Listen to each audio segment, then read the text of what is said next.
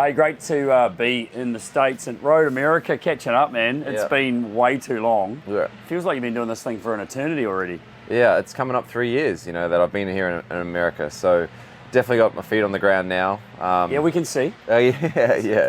It's nice, last year, got the contract extension with Team Penske, and it just makes you feel a little bit more at home and allows you to sort of make a few moves off the track that make you comfortable on it. And I feel really, really happy where I'm at, proud of where we got to, but there's so much to do yet. I've still got a long way to go before I'm where I want to be in IndyCar, but really proud of what we've done so far. You're just so at home with this. I mean, it has been for a while. It's not just here in IndyCar in America, but also back in Australia as well. That just seems to be going from strength to strength from the outside. Yeah, I think I had the introduction with Australia and DJ Team Penske, and there's 50 people there. But then coming over here there's 500 people. Just trying to find your feet in this place and then learn off the two guys that I've got with Joseph and Will. Indy 500 champions, Indy champions. They're great teammates to leverage off. And then my crew. I've got Kyle Moyer, my strategist, who's he's got so much experience. Ben Bretzman, he's an Indy 500 champion, an IndyCar champion as well as an engineer. So I'm very lucky, and I've just been trying to soak it up like a sponge. And I think we're in a really good spot. My development, pace-wise, we're really good. It's now just trying to settle out the consistency, and that's really hard to do in IndyCar. It's got harder too, isn't it? Yeah. How close everything is and how you can miss out by just such a small amount, and it seems to be getting tighter. You're looking for so little things, and the details now. I really have struggled, left foot braking a little bit, especially in the fast corners, because I actually slow the car down too much because I'm so used to right foot braking back in the supercar days. And, these little details that you got to look for that make it so tough to be consistently up the front every week in the sport. New Zealand motorsport fans will celebrate because their man here is bringing it home. Scott McLaughlin wins at Bubba Motorsports Park. The satisfaction you have when you have a win is like I've never felt. And this is no disrespect to supercars or anything like that. It's just the level here when everyone's on the same equipment. There's only a few damper differences between the cars. It's just you're looking for every little bit of detail. It's a massive satisfying feeling when you actually do a good job or get pole or win. It's like no other. But it's the wide discipline here though, right? The ovals and the road courses and the street courses and the short ovals, the super speedway. I mean, the amount of things you need to adjust in yourself. Yeah. Or you just can't rely on just being good on a street course or a road course. I feel the most comfortable on a street course. And the road course I feel pretty good, but I still need work to do at Indy and some of the short oval stuff like Joseph's incredible at Iowa, and that's all just experience, and that's going to take time for me, whether that's, and it's going to be the same for, say, Marcus Armstrong or David Malukas. It's just laps and doing it.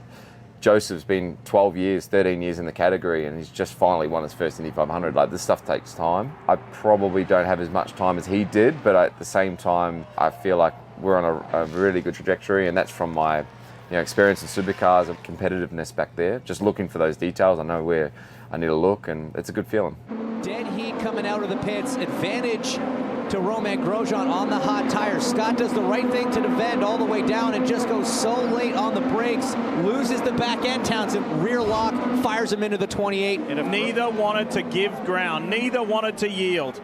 What happened at the start of the season was, mate, you wouldn't do anything different with that one? Nah, I think I had to go for it. I knew if I got in front of him at that corner, I would have won the race probably, or be able to control it. But then you look back on it and you're like, I really would like those points.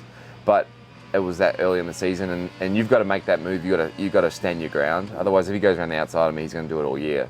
So it's important to send a message in some ways. But you didn't want that to happen. I didn't want that to happen. You still got to, you got to be aggressive. And but look, from a perspective of pace, I feel like I give myself an A in terms of pace-wise every weekend. From a consistency level and championship level, I don't think we have been great. I think we're a B-. It's just a matter of consistently doing it week after week, like a Palou's doing right now, and Dixon does, year after year. Month of May, talk us just a little bit about the Indy 500 again. Your second crack at it. Yeah. Well, I felt like we had decent pace. I had really good restarts, and then I'd get hammered on the exit of turn 2. It was just. Sometimes it's just not your day, and it just, the holes that I was picking weren't exactly the right spots, and it's all about momentum there, and it wasn't a great day for car 3, but obviously Joseph winning was great for the team. but I was gutted. You know, it hurt not having the pace that or the race that we probably deserved. I would get up to 10th, and then I'd go back to 20th, and then I'd just get back to 10th, and then I had the crash with Pagenaud just when we were getting our straps right.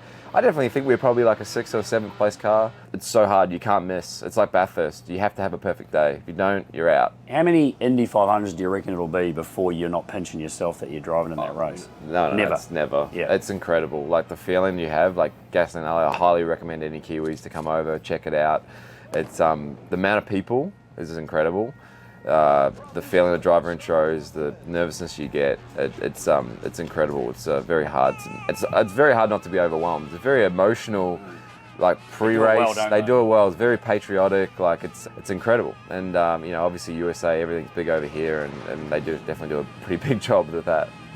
Hey mate, we just love watching you doing your thing. It's great to have Kiwis over in IndyCar, and there's 3 of you doing it at the moment, which is mega. And mate, just keep up the good work and keeping us proud, man. Oh, it's good to have you here, boss. Very good.